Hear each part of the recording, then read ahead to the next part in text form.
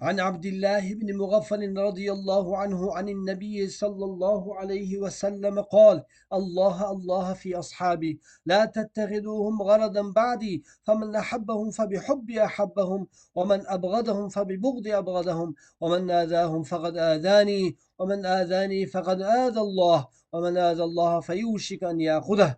از عبدالله بن مغفل رضی الله عنه روایت است که پیغمبری الله صلی الله علیه و سلم فرمودند: از الله بترسید درباره صحابگان من، آنها را بعد از من هدفی آزاری خود قرار ندهید.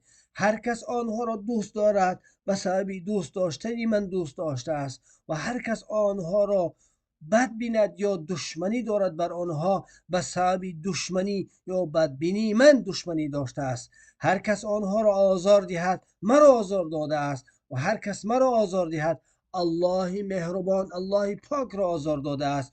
و هر کس الله را آزار دهد که هنوز آزار داده نمیتواند، نزدیک است که الله او را گرفتار و به بلاها دچار کند.